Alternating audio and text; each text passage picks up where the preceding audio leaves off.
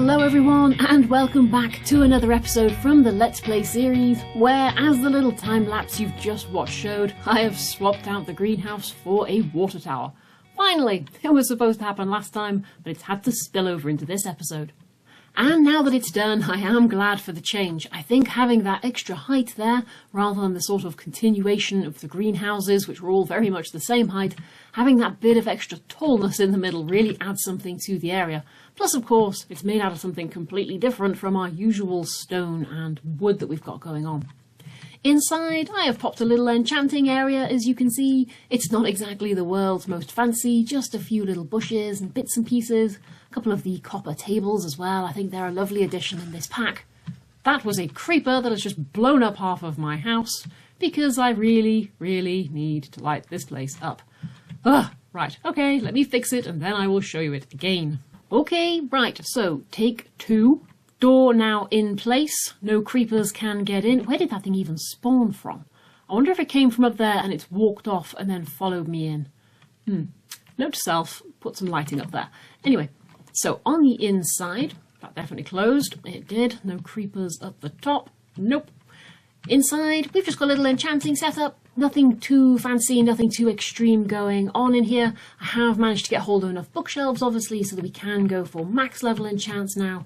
In fact, when it comes to tools and equipment, the only thing we're really short of is, well, funnily enough, the actual tools, equipment, and some way of getting XP. That needs to be a reasonably soon project. Some kind of XP farm, probably going to be using spawners. For now though, as I am thoroughly paranoid about being in here, I think I'm going to leave, and I'm going to run down instead to the mud farm, where I have been working on making something that I'm hoping looks kind of like mud flats, a little bit like maybe there's a bit of an estuary starting up here.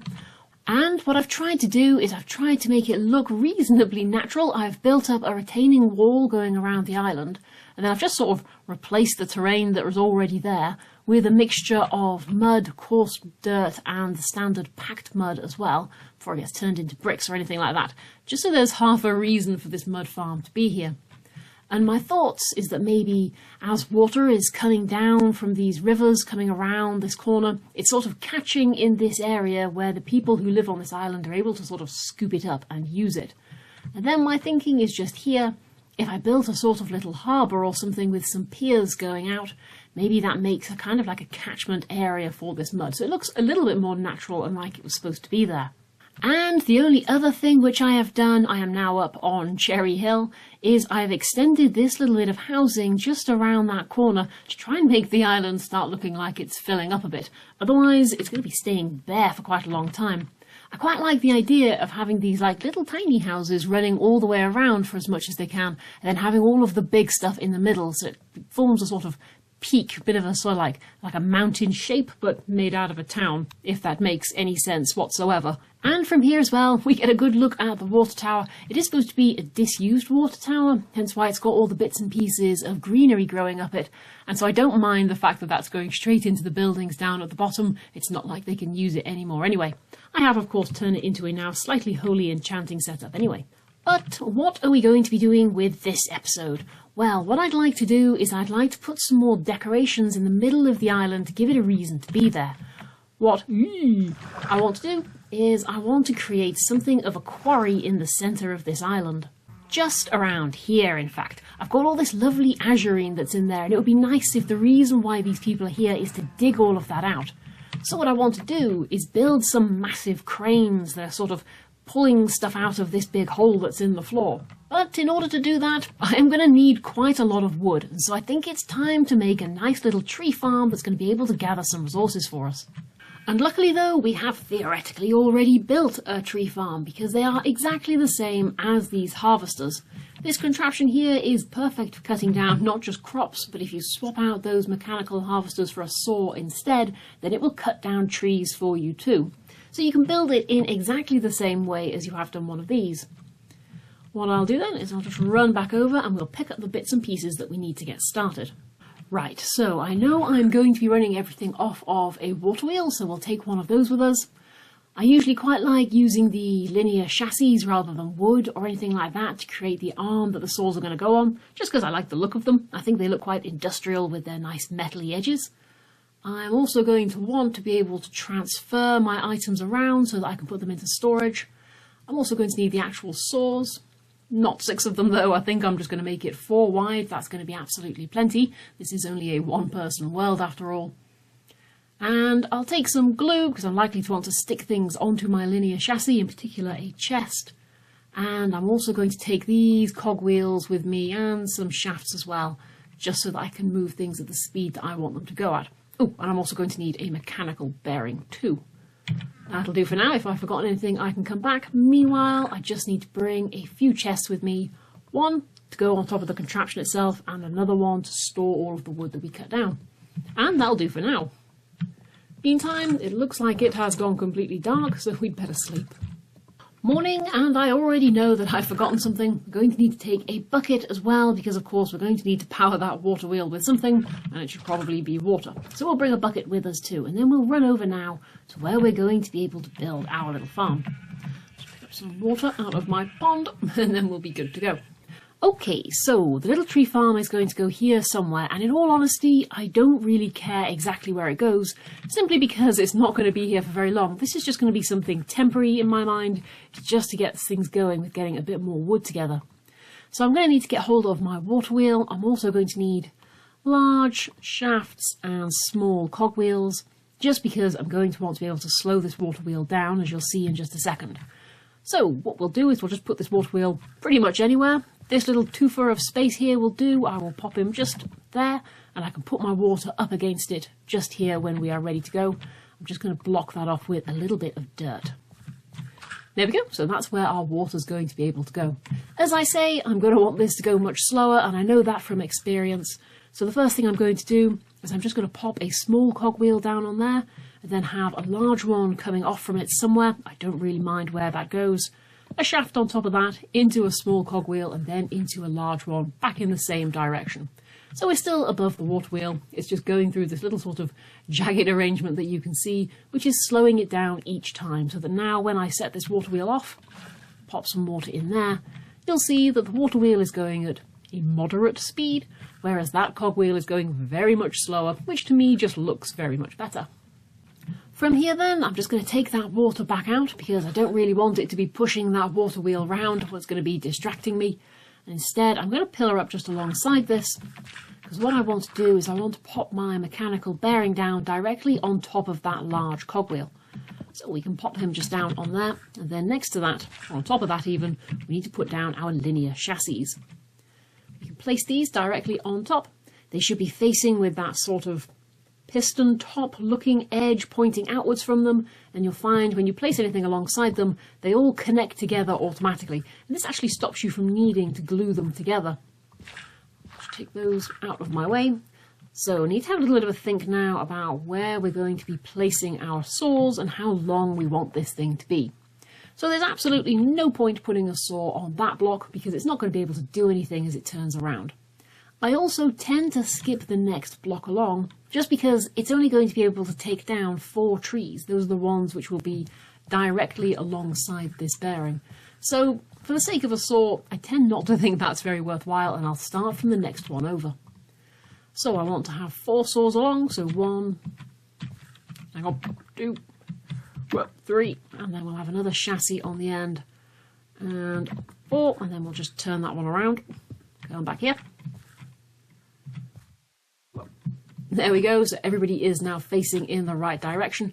And if I now just set this off again, what we should find is that those chassis have all automatically stuck together, but they have not automatically stuck the saws to them.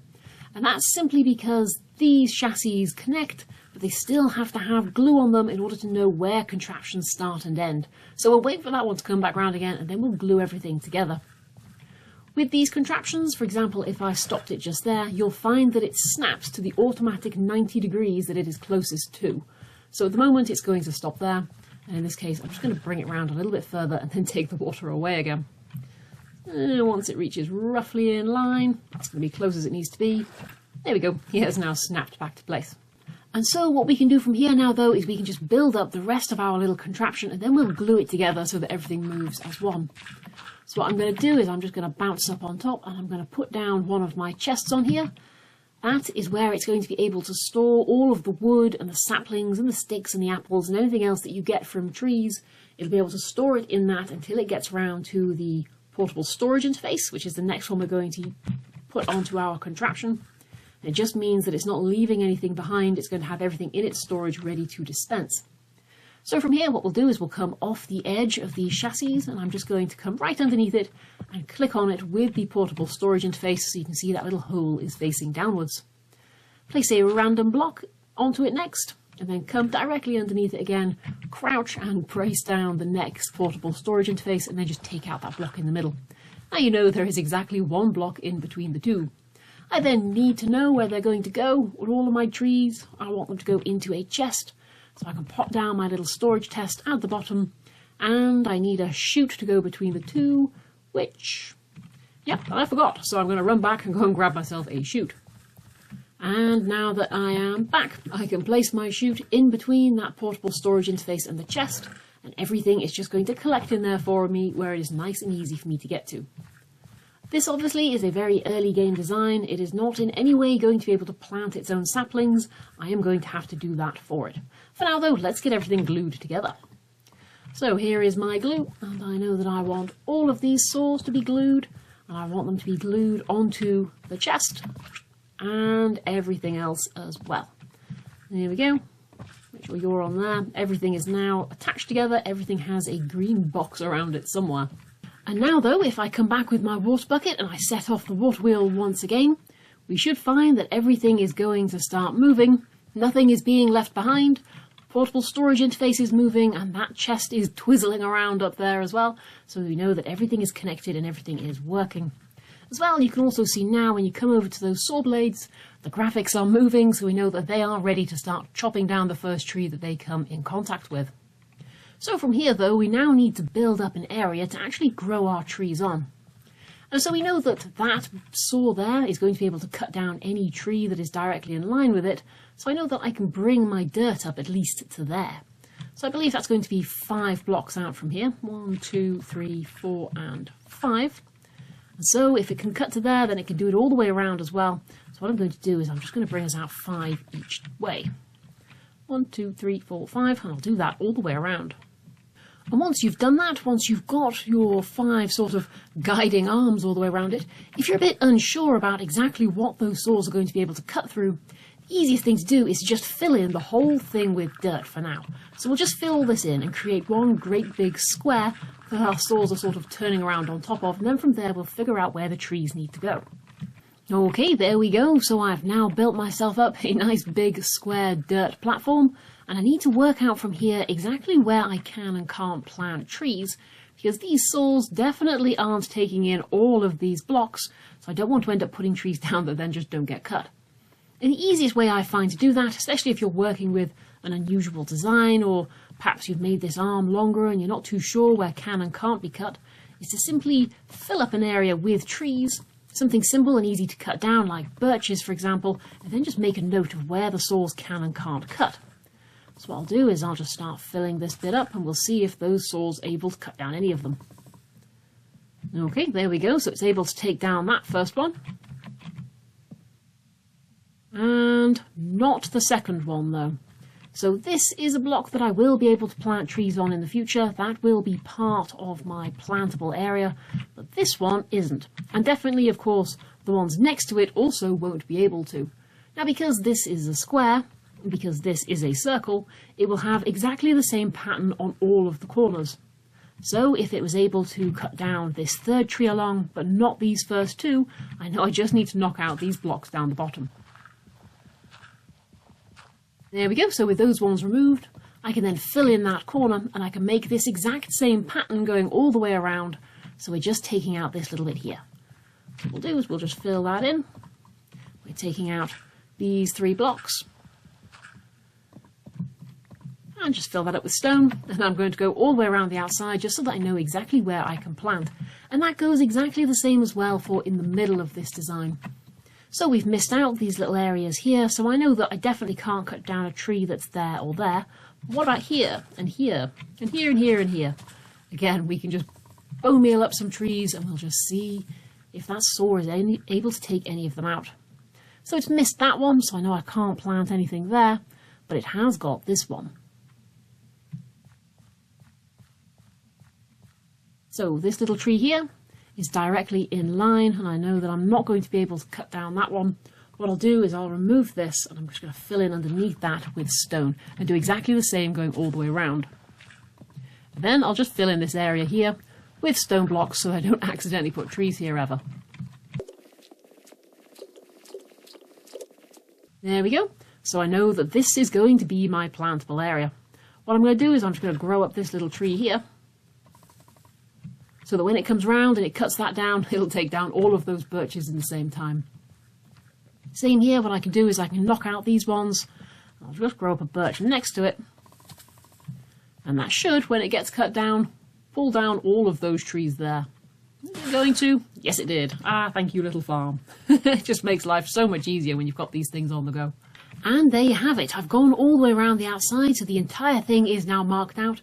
And I've got all of this area that I can plant trees in absolutely anywhere, and they're going to get cut down automatically and stored straight into that chest. And it is a huge area. This is going to give me a really large amount of wood that I'm going to be able to build with. So what I'll do is I'll just fill this up with all the random saplings that I've got, including all of your 4x4s. They'll all be cut down as well. I'll just fill this up so that I'm pretty much never going to run out of wood again, really. Okay, so it has now been about 20 minutes or so. I've just been gathering up some resources and popping them into my cannon, ready for when I'm going to build my crane. But this has been running along quite nicely in the background, gathering wood for me. And from that area that we can see just there, this is how much wood I've been able to gather, which is none too shabby. This is going to keep me going for quite a long time. I'm just trying to gather up all of the saplings. And what I'll do is I'll keep a stack of each of them in this chest, just so that I've always got something sort of on the go and close to hand, ready for when I want to fill it all back up again. But without further ado now though, and with all the resources gathered, it is time to put in the first of our cranes.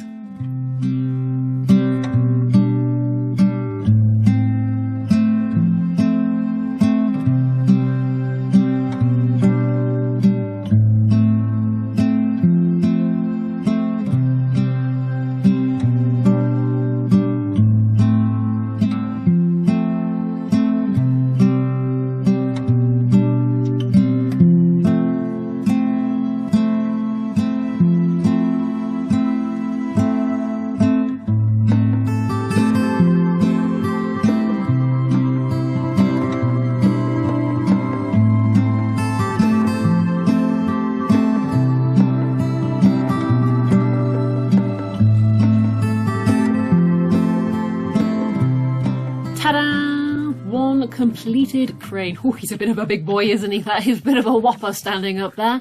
I don't think it's too big for the island. It's a pretty big crane, but I don't think it'll stand out too badly. I'm just going to run up to the top of Cherry Hill and see how it looks from up there. And it's... that's a whopper. Right, let's have a look and see how he is from a distance.